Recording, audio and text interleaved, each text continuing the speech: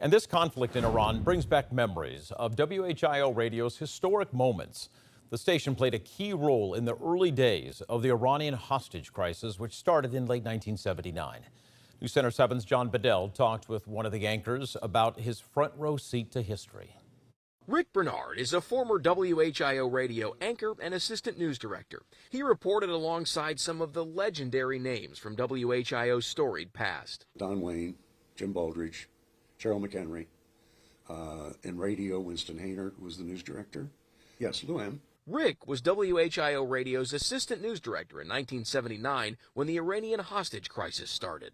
After we saw that the hostages had been taken, that the embassy had been taken by the terrorists, we had hired a new reporter by the name of Bill Royster. Royster called the U.S. Embassy in Iran, and one of the terrorists who had taken American diplomats and citizens hostage picked up. Bill was recording all of these conversations, playing them back for Winston and the radio and TV news folks.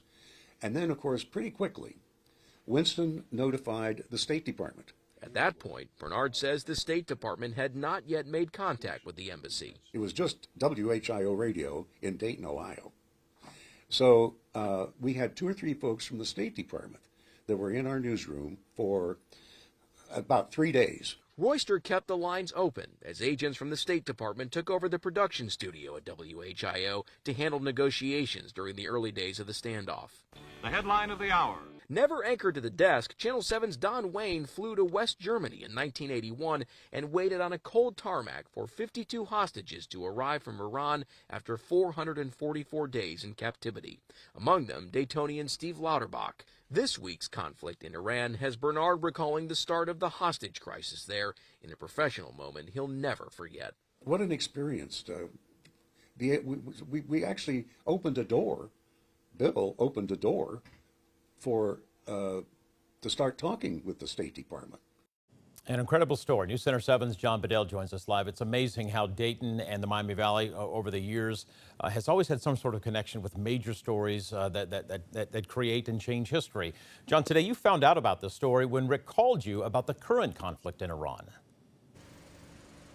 It's what reminded him of his experience, James. You know, I've known Rick for close to 20 years now. He's a mentor. He was one of my professors at UD, but I've never heard this story from him. And I got to tell you, hearing it for the first time this week gave me a whole new perspective for the history of the building where I started my own career at WHIO in those same radio studios. Of course, James, they're not there any longer at our old home there on Wilmington Avenue.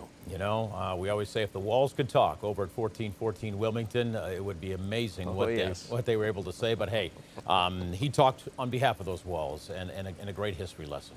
John Bedell live for us tonight.